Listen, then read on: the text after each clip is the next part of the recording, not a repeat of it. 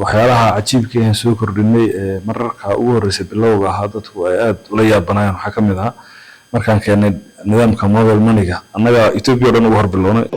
hadda dad ganacsato u waaweyn u xoog badan dhaqaale fiican haysta ka mid ah oo guriyada gawaarida laakiin lacagta ay markii ugu horeysay lagu maalgeliyay iyadoo nidaam sharci ah fasan lagu shaqeynay ay aqalgal ku wata maanta meel hadmiisa qayb laga kacay markaan mobile-kaaga lacagta ku qaadanad ku shuban see lacag mobile u geli oo in lacagta nool lafteeda bangigan markii la asaasay wuxuu ku asaasmay qaab microfinance ah 2011kii xilliga waxyaalaha ugu cajiibsanaa wuxuu ahaa ama fikradaha jirayba markii la dhawro dadka qaarkood inay dad Soomaali ah intay bangi samaystaan ama financial institution inuu hirgeliyaan lacag ka shaqeeyaan inay dadku la yaabanayaan qaadasho la'aan ay jirtay sidoo kale waxyaalaha cajiibka ah soo kordhinay mararka ugu horeysay bilowga ahaa dadku ay aad ula yaabanayaan waxa ka mid ah markaan keenay nidaamka mobile money-ga annaga Ethiopia dhan ugu horbilownay 2014kii markaan xilliga bilaabanay dad badan gaar ahaan dadka Highlanderka marka xaga kor u qaado Ethiopia kore lacag si mobile loo gelin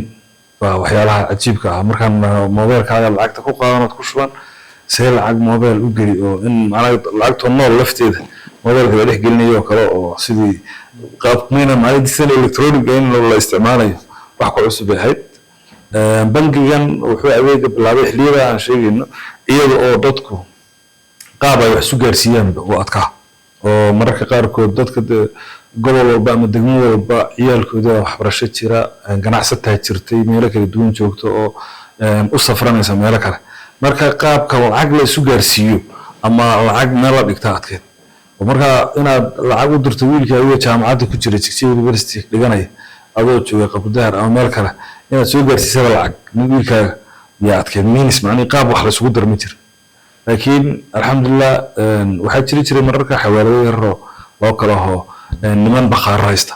oo telefoon isu dirdira oo macnaheedu nin meherad haysta wuxuu dhigay waxaan rabaa inaan lacagtan u diro wiilkayga halka jooga lacagtan iga dar marka kiiba ka qaaday meheradii nin kale bakhaar ama adeeg ka rabo la hadlay inuu lacagtaas ana ku hayo intaas ama alaaba igu soo dhiibi doonta hadhow lacagta dhowrka boqol iga bixi qaab saas iyo in baabuurta la soo saaro markii gaarigu uu soo safray meel ilaa meel u socdo in lacagtii gaariga la soo saaro oo uu qaado kadib uu soo adeegto haddana maanta waxaan maraynaa xilli halka oo fadhiyo aad taban click taabato oo mobile-kaaga ay meesha doonto adduunka kamid ah lacagta gaarsiinayso nolol badan ama dad badan oo bulsho ah